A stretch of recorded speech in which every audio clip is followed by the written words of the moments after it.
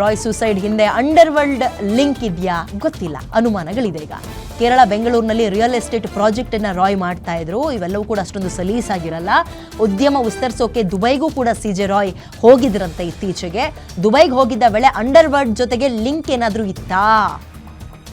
ಈ ವೇಳೆ ದುಬೈನಲ್ಲಿ ಅಂಡರ್ವರ್ಲ್ಡ್ ಪೇಮೆಂಟ್ ವಿಚಾರವಾಗಿ ಕಿರಿಕಾಗಿತ್ತಂತೆ, ಅಂಡರ್ವರ್ಲ್ಡ್ ಪೇಮೆಂಟ್ ವಿಚಾರವಾಗಿ. ಬಳಿಕ ದುಬೈನಿಂದ ಬೆಂಗಳೂರಿಗೆ ರಾಯ್ ವಾಪಸ್ ಆಗಿದ್ರಂತೆ. ದುಬೈ ಕಡೆ ಮುಖ ಮಾಡಲೇ ಇಲ್ವಂತೆ. ಕೇರಳದಲ್ಲೇ ಸಾಮ್ರಾಜ್ಯ ವಿಸ್ತರಣೆಗೆ ಅಂತ ಮುಂದಾದ್ರಂತೆ. ಸುಮಾರು 15 ಪ್ರಾಜೆಕ್ಟ್ಗಳನ್ನು ಸದ್ಯಕ್ಕೆ ನಡೆಸ್ತಾ ಇದ್ರು ಸಿಜೆ ರಾಯ್. ಅಲ್ಲದೆ ಹಲವು ಬೆದರಿಕೆ ಕರೆಗಳು ಬರ್ತಾ ಇದ್ವು ಅನ್ನೋದ್ರ ಬಗ್ಗೆ ಮಾಹಿತಿ ಇದೆ. ಗೊತ್ತಿಲ್ಲ ಯಾವುದವ್ರನ್ನ ಲಾಕ್ ಮಾಡಿದೆ ಅಂತ. ಸೊ ಎಲ್ಲ ಆಯಾಮದಲ್ಲೂ ಕುಟುಂಬಸ್ಥರಿಂದ ಮಾಹಿತಿಯನ್ನು ಪೊಲೀಸರು ಪಡಿತಾ ಇದ್ದಾರೆ. ಕೇಳ್ತಾರೆ ಕುಟುಂಬಸ್ಥರ ಹತ್ರ, ಫಸ್ಟು ತಿಂಡಿ ಗಿಂಡಿ ತಿಂದು ಆರಾಮಾಗಿದ್ರ, ನಿಮ್ಮ ಹತ್ರ ಏನಾದರೂ ಈಗ ಅಂಡರ್ವರ್ಲ್ಡ್ ಬಗ್ಗೆ ಲಿಂಕ್ ಇತ್ತಲ್ಲ, ಈ ಥರದ್ದು ಯಾವುದಾದ್ರೂ ಫೋನ್ ಬರೋದು ನಿಮ್ಮ ಗಮನಕ್ಕೆ ಬಂದಿತ್ತಾ? ವ್ಯಾವಹಾರಿಕ ದೃಷ್ಟಿಯಿಂದ ನಿಮ್ಮ ಯಜಮಾನರು ನಿಮ್ಮ ಜೊತೆಗೆ ಎಷ್ಟು ಚರ್ಚೆ ಮಾಡ್ತಾಯಿದ್ರು, ಅಥವಾ ನಿಮ್ಮ ಅಪ್ಪ ನಿಮ್ಮ ಬಳಿ ಇದನ್ನು ಎಷ್ಟರ ಮಟ್ಟಿಗೆ ಶೇರ್ ಮಾಡ್ಕೊಳ್ತಾ ಇದ್ರು? ಇವೆಲ್ಲವನ್ನ ಕೆದಕ್ತಾ ಹೋಗ್ತಾರೆ ಪೊಲೀಸರು. ಮೋರ್ ಡೀಟೇಲ್ಸ್ ನನ್ನ ಕಲೀಗ SK ಮಂಜುನಾಥ್ ಡೀಟೇಲ್ಸ್ನ ಕೊಡ್ತಾ ಹೋಗ್ತಾರೆ.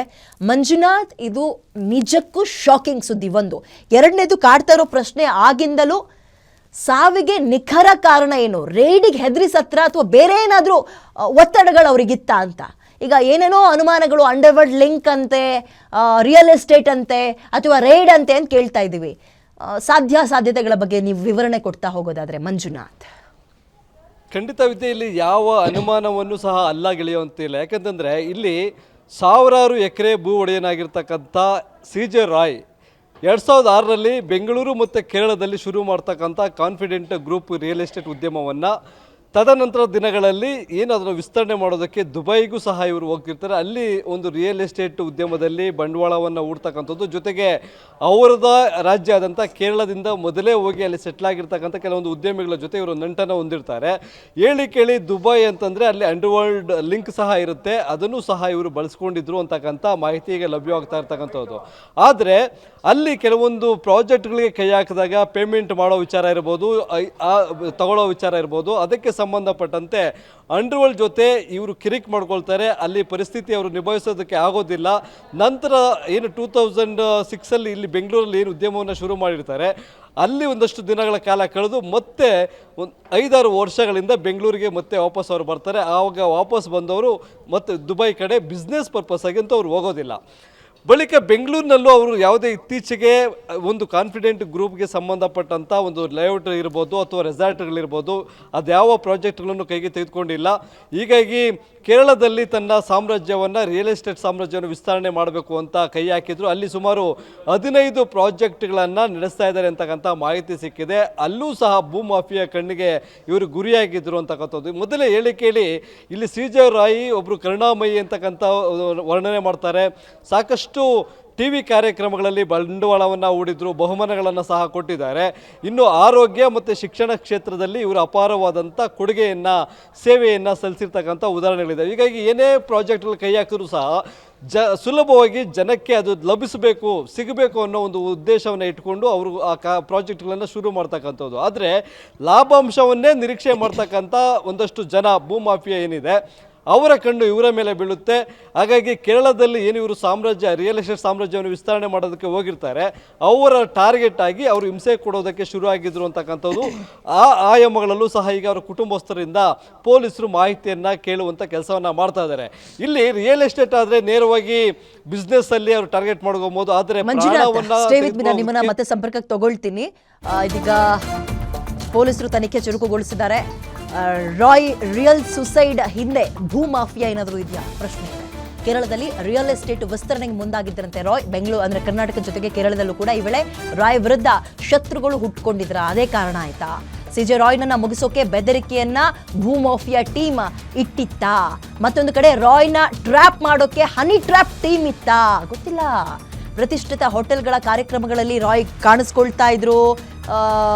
ಈ ಕಾರ್ಯಕ್ರಮಗಳಲ್ಲಿ ಮಾಡೆಲ್ಸ್ಗಳು ಕೂಡ ಭಾಗಿಯಾಗ್ತಾ ಇದ್ರು. ಕೆಲವೊಂದು ಟೀಮ್ ಇರುತ್ತೆ. ಹನಿ ಟ್ರ್ಯಾಪ್ ಗೊತ್ತಾಯ್ತಲ್ಲ ನಿಮಗೆ ಹೆಂಗೆ ಅಂತ.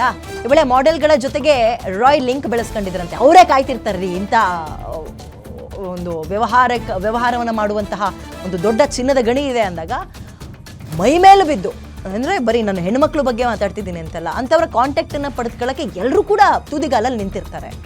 ಸೊ ಹನಿ ಟ್ರ್ಯಾಪ್ ಏನಾದರೂ ಆಗಿತ್ತಾ ಗೊತ್ತಿಲ್ಲ ಒಂದು. ಎರಡನೇದು ಭೂ ಮಾಫಿಯಾ ಏನಾದರೂ ಕಾರಣನಾ ಗೊತ್ತಿಲ್ಲ. ಮೂರನೇದು ಓಕೆ, ಬನ್ನಿ ಇದ್ರ ಬಗ್ಗೆ ಮತ್ತಷ್ಟು ಮಾಹಿತಿಯನ್ನು ನನ್ನ ಕಲೀಗ ಮಂಜುನಾಥ್ ನೀಡ್ತಾರೆ. ಮಂಜುನಾಥ್, ನೀವು ಆಲ್ರೆಡಿ ಎಕ್ಸ್ಪ್ಲೇನ್ ಮಾಡ್ತಿದ್ರಿ ಏನೇನು ಕಾರಣಗಳಿರ್ಬೋದು ಅಂತ. ಆ್ಯಂಡ್ ಎಸ್, ನೀವು ಮುಂಚೆ ಹೇಳ್ದಂಗೆ ಈಗ ಯಾವ ಅನುಮಾನವನ್ನು ಅಲ್ಲಗಳೆಯುವಂಗಿಲ್ಲ. ಹನಿ ಟ್ರ್ಯಾಪ್ ಅನ್ನೋ ಆರೋಪ ಅಂದರೆ ಒಂದು ಅನುಮಾನ ಕೇಳಿ ಬರ್ತಾ ಇದೆ, ಭೂ ಮಾಫಿಯಾ ಅನ್ನುವಂತಹ ಅನುಮಾನ ಕೇಳಿ ಬರ್ತಾ ಇದೆ. ಬಟ್ ಎಲ್ಲೋ ಒಂದು ಕಡೆ IT ಆಫೀಸರ್ಸ್ಗಳು ಬಂದಾಗಲೇ ಇಂಥ ಸೂಸೈಡ್ ಮಾಡ್ಕೊಂಡಿರೋದು, ಅನುಮಾನ ಹೆಚ್ಚಿನದಾಗಿ ಬೊಟ್ಟು ಮಾಡಿ ತೋರಿಸ್ತಾ ಇರೋದು ಯಾವ ಕಡೆಗೆ? ರೈಡಿಂದನೇ ಆಗಿರ್ಬೋದು ಅಂತನಾ? ರೈಡಿಂದನೇ ಆಗಿದೆ ಅನ್ನೋದನ್ನು ಸಹ ಇಲ್ಲಿ ಯಾಕೆ ಅಂತಂದರೆ ಅನುಮಾನ ಶುರು ಆಗುತ್ತೆ. ಇಲ್ಲಿ ಸುಮಾರು 12-13 ಬಾರಿ ರೈಡ್ಗಳನ್ನಾಗಿದೆ. ಇಂತಹ ರೈಡ್ಗಳು ಈ ಒಂದು CJ ರಾಯ್ಗೆ ಹೊಸದೇನಲ್ಲ. ಯಾಕೆಂತಂದರೆ ರಿಯಲ್ ಎಸ್ಟೇಟ್ ಉದ್ಯಮ ಅಂತಕ್ಕಂಥದ್ದೇ ಲಿಟಿಗೇಷನ್ಗಳನ್ನು ಯಾವ ರೌಡಿಗಳು ಬಂದು ಎದುರಿಸಬೇಕು, ಲೀಗಲ್ ಆಗಿ ಬಂದರೂ ಎದುರಿಸಬೇಕು, ಜೊತೆಗೆ ಏನು ಫೈನಾನ್ಷಿಯಲ್ ಆಗಿ ಬಂದರೂ ಸಹ ಎದುರಿಸಬೇಕು. ಆದರೆ ಫೈನಾನ್ಷಿಯಲ್ ಆಗಿ ಏನು ಲಾಭಾಂಶವನ್ನು ಗಳಿಸಿರ್ತಾರೆ ಅದನ್ನು ಸರಿಯಾಗಿ ಪಾವತಿ ಮಾಡಿಲ್ಲ ಅಂತಂದರೆ ಅದು ಫೈನಾನ್ಷಿಯಲ್ ಅಫೆನ್ಸ್ ಆಗುತ್ತೆ. IT ಅಧಿಕಾರಿಗಳು ರೈಡ್ ಮಾಡೋದು, ರೀಸನ್ ಕೇಳೋದು, ಅದ್ರ ಜೊತೆಗೆ ಇಷ್ಟು ವಂಚನೆ ಮಾಡೋದು, ಅದಕ್ಕೆ ಫೈನನ್ನು ಹಾಕುವಂಥ ಕೆಲಸಗಳನ್ನು ಮಾಡ್ತಾ ಇರ್ತಾರೆ. ಆದರೆ ಇಲ್ಲಿ IT ಅಧಿಕಾರಿಗಳು ಕಳೆದ ಬಾರಿ ದಾಳಿ ಮಾಡಿದಂಥ ಸಂದರ್ಭದಲ್ಲಿ ಕೆಲವೊಂದು ಭೂ ವ್ಯವಹಾರಗಳಿಗೆ ಸಂಬಂಧಪಟ್ಟಂಥ ದಾಖಲೆಗಳನ್ನು ಸೀಸ್ ಮಾಡಿರ್ತಾರೆ. ಇದೇ ಇವತ್ತು ಏನು ಘಟನೆ ಆಗಿದೆ, ಆ ಕಟ್ಟಡದ 3ನೇ ಮಹಡಿಯಲ್ಲಿ ಒಂದು ಕೊಠಡಿಯಲ್ಲಿ ಇಟ್ಟಿರ್ತಾರೆ, ಅದನ್ನು ಟಚ್ ಮಾಡಬಾರ್ದು, ಆ ಕೊಠಡಿಗೆ ಹೋಗ್ಬಾರ್ದು ಅಂತಕ್ಕಂಥ ಒಂದು ಸೂಚನೆಯನ್ನು ಕೊಟ್ಟಿದ್ದರು ಅಂತಕ್ಕಂಥ ಮಾಹಿತಿ. ಆದರೆ ಇವತ್ತು ಅನುಮತಿಯನ್ನು ಪಡೆದುಕೊಂಡು ಅಲ್ಲಿ ಹೋಗಿದ್ರು, ಅಲ್ಲಿ ಯಾವ ಫೈಲನ್ನು ಅವ್ರು ತೆಗೆದುಕೊಂಡಿದ್ರು ಅನ್ನೋದ್ರ ಬಗ್ಗೆ ಈಗ ಪೊಲೀಸರ ತನಿಖೆಯಿಂದ ತಿಳಿದು ಬರಬೇಕಾಗಿತ್ತು. ಅದಕ್ಕೆ ಸಂಬಂಧಪಟ್ಟಂತೆ ಪೊಲೀಸರ ವಿಚಾರಣೆ ನಡೆಸಿರ್ತಕ್ಕಂಥ ಅಶೋಕ್ ನಗರ ಪೊಲೀಸರು ಜೊತೆಗೆ ಕೇಂದ್ರ ವಿಭಾಗದ DCP ಅಕ್ಷಯ್ ಅವರು ಏನು ಕೇರಳದಿಂದ ಬಂದಿದ್ದಂಥ IT ಅಧಿಕಾರಿಗಳಿಂದ ಈಗಷ್ಟೇ ಎಲ್ಲ ಮಾಹಿತಿನ ಪಡ್ಕೊಂಡಿದ್ದಾರೆ. ಇಷ್ಟೊತ್ತಿಗೆ ದಾಳಿಯನ್ನು ಮಾಡಲಾಗಿತ್ತು, ಆ ದಾಳಿ ವಿಚಾರವನ್ನು ತಿಳ್ಕೊಂಡು CJ ರಾಯ್ ಇಷ್ಟೊತ್ತಿಗೆ ಇಲ್ಲಿ ಕಚೇರಿಗೆ ಬಂದರು. ಅದು ನಂತರ ಎಷ್ಟು ಗಂಟೆಗಳ ಕಾಲ ಅವರನ್ನು ವಿಚಾರಣೆ ಮಾಡೋದು, ಆಮೇಲೆ ಏನಾಯಿತು ಅನ್ನೋದ್ರ ಬಗ್ಗೆ ಎಲ್ಲ ಮಾಹಿತಿಯನ್ನು ಕೇಳಿದ್ದಾರೆ. ಆಗ ಸುಮಾರು 1.5 ಗಂಟೆಗಳ ಕಾಲ ವಿಚಾರಣೆ ಎದುರಿಸಿದಂಥ CJ ರಾಯ್ ವಾಶ್ರೂಮ್ಗೆ ಹೋಗಿ ಬರ್ತೇನೆ ಅನ್ನೋ ಒಂದು ಹೇಳಿ ಹೋದಂಥವರು ಏಕಾಏಕಿ ಗುಂಡನ್ನು ಆರಿಸ್ಕೊಂಡಿದ್ರು ಅಂತಕ್ಕಂಥ ಮಾಹಿತಿ ಸಿಕ್ಕಿದೆ. ಇದು ಒಂದು ಸೈಡು. ಮತ್ತೊಂದು ಕಡೆ ಹೇಳ್ತಾ ಇದ್ದಾಗ ಇಲ್ಲಿ ಭೂ ಮಾಫಿಯಾ ಮತ್ತು ಹನಿ ಟ್ರ್ಯಾಪ್ ಅನ್ನೋ ವಿಚಾರಕ್ಕೆ ಬಂದರೆ, ಕೇರಳದಲ್ಲಿ ನಾನು ಆಗಲೇ ಹೇಳ್ತಾ ಇದ್ದೆ 15 ಪ್ರಾಜೆಕ್ಟ್ಗಳನ್ನು ನಡೆಸ್ತಾ ಇದ್ದಾರೆ. ಇವರ ಪ್ರಾಜೆಕ್ಟ್ಗಳು ಒಂದು ಕಡೆ ಕೈ ಹಾಕಿದ್ರೆ ಸುಮಾರು 20-25 ಎಕರೆಯಷ್ಟು ದೊಡ್ಡ ಪ್ರಾಜೆಕ್ಟ್ಗಳನ್ನು ಮಾಡುವಂಥ ಕೆಲಸವನ್ನು ಇವರು ಮಾಡ್ತಾ ಇರ್ತಕ್ಕಂಥದ್ದು. ಅದರಲ್ಲೂ ನಾನು ಆಗಲೇ ಪ್ರಮುಖವಾಗಿ ಜನಸಾಮಾನ್ಯರ ಕೈಗೆ ಇವರು ಸೈಟ್ಗಳಿರ್ಬೋದು ಅಥವಾ ರೆಸಾರ್ಟ್ಗೆ ಹೋಗ್ತಕ್ಕಂಥ ಶುಲ್ಕಗಳಿರ್ಬೋದು, ಇವೆಲ್ಲವೂ ಸಹ ಜನಸಾಮಾನ್ಯರಿಗೆ ಸಿಗುವಂಥ ಒಂದು ಸೌಲಭ್ಯವನ್ನು ಇವರು ಕಲ್ಪಿಸಿದ್ದಾರೆ. ಇವರನ್ನು ಹೇಗಾದರೂ ಮಾಡಿ ಮಟ್ಟ ಹಾಕಬೇಕು ಅನ್ನೋದು ಭೂಮಾಫಿಯಾ ಟಾರ್ಗೆಟ್ ಆಗಿದ್ದರೆ ಅದಕ್ಕೆ ರಾಜಕೀಯ ಪ್ರಭಾವವನ್ನು ಬಳಸ್ಕೊಳ್ತಾರೆ. ರಾಜಕೀಯ ಪ್ರಭಾವದಿಂದ IT ಅಧಿಕಾರಿಗಳನ್ನು, IT ಇಲಾಖೆಯನ್ನು ಮಿಸ್ಯೂಸ್ ಮಾಡ್ಕೊಳ್ತಕ್ಕಂಥ ಸುದ್ದಿಗಳನ್ನು ನಾವು, ಆರೋಪಗಳನ್ನು ಕೇಳ್ತಾನೆ ಇದ್ದೀವಿ. ಅದೇ ರೀತಿಯಾಗಿ ಕೇರಳದಲ್ಲಿರ್ತಕ್ಕಂಥ IT ಅಧಿಕಾರಿಗಳನ್ನು ಇದೇ ಭೂಮಾಫಿಯಾ ಏನಿದೆ ಅವರು ರಾಜಕೀಯ ಪ್ರಭಾವದಿಂದ ಇವರ ಮೇಲೆ ಬಿಡ್ತಾ ಇದ್ರು ಅಂತಕ್ಕಂಥ ಮಾಹಿತಿ, ಆರೋಪಗಳು ಕೇಳಿ ಬರ್ತಾ ಇದೆ. ಹೀಗಾಗಿ ಆ ಒಂದು ಭೂಮಾಫಿಯಾ ಕೆಂಗಣ್ಣಿಗೆ ಇವರು ಗುರಿಯಾಗಿದ್ದರೆ IT ಅನ್ನೋ ಅಸ್ತ್ರವನ್ನು ಆ ಭೂಮಾಫಿಯಾದರು ರಾಜಕೀಯ ಪ್ರಭಾವವನ್ನು ಬಳಸ್ಕೊಂಡು ಬಿಟ್ಟಿದ್ರು ಅಂತಕ್ಕಂಥದ್ದು. ಮತ್ತೊಂದೆಡೆ ಅದರಿಂದ ಆಗಿಲ್ಲ. ಯಾಕೆಂತಂದರೆ IT ದಾಳಿ ಆದಾಗ ನಾನು ಆಗಲೇ ಹೇಳಿದಾಗೆ ಫೈನಾನ್ಷಿಯಲ್ ಅಫೆನ್ಸು, ಅವರನ್ನು ಅಷ್ಟೊಂದು ಸುಲಭವಾಗಿ ಏನು ಮಾಡೋಕ್ಕಾಗಲ್ಲ, ಕಾನೂನು ಹೋರಾಟ ಮಾಡ್ತಾರೆ, ಕೋರ್ಟು ಕೇಸು ಅಂತ ಅಲಿಬೇಕು, ಇದೊಂದು ಕಡೆ. ಆದರೆ ಕೆಲವರಿಗೆ ಮರ್ಯಾದೆ ಅನ್ನೋದು ಇರುತ್ತೆ, ಆ ಮರ್ಯಾದೆಗೆ ಹೊಡೆತವನ್ನು ಕೊಟ್ಟರೆ ಅವರು ಸಾವನ್ನಪ್ತಾರೆ ಅಥವಾ ಅವ್ರನ್ನ ಸಂಪೂರ್ಣವಾಗಿ ನೆಲ ಕಚ್ಚಿಸ್ಬೋದು ಅನ್ನೋದು ಮತ್ತೊಂದು ಉದ್ದೇಶ. ಆದರೂ ಈ ಹನಿ ಟ್ರ್ಯಾಪ್, ಯಾಕೆಂತಂದರೆ ಇಲ್ಲಿ ಕೋಟಿ ವ್ಯವಹಾರ ಮಾಡ್ತಕ್ಕಂಥವ್ರು ದೊಡ್ಡ 5 ಸ್ಟಾರ್ ಹೋಟ್ಲ್ಗಳಲ್ಲಿ ಹೋಗ್ತಾರೆ. ಅದೇ ರೀತಿಯಾಗಿ ಸಾಕಷ್ಟು ಬಾರಿ 4 ಸೀಸನ್ ಹೋಟೆಲ್ನಲ್ಲಿ ನಡ್ತಕ್ಕಂಥ ಕಾರ್ಯಕ್ರಮಗಳಲ್ಲಿ ಈ CJ ರಾಯ್ ಅವರು ಭಾಗಿಯಾಗ್ತಾ ಇದ್ರು. ಇದರಲ್ಲಿ ರಾಜಕಾರಣಿಗಳಿರ್ಬೋದು, ಉದ್ಯಮಿಗಳ ಮಕ್ಕಳಿರ್ಬೋದು, ಜೊತೆಗೆ ಮಾಡೆಲ್ಸು, ಇವರೆಲ್ಲರೂ ಸಹ ಭಾಗಿಯಾಗ್ತಾ ಇದ್ರು.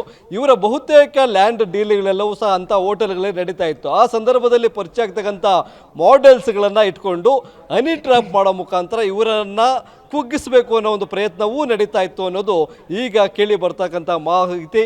ಹಾಗಾಗಿ ಅವರ ಕುಟುಂಬಸ್ಥರಿಂದ ಮತ್ತಷ್ಟು ಮಾಹಿತಿ ಕಲೆ ಹಾಕುವಂಥ ಕೆಲಸವನ್ನು ಈಗ ಪೊಲೀಸರು ಮಾಡ್ತಾ ಇದ್ದಾರೆ. ವಿದ್ಯಾ, ಓಕೆ, ಥ್ಯಾಂಕ್ ಯು ಮಂಜುನಾಥ್.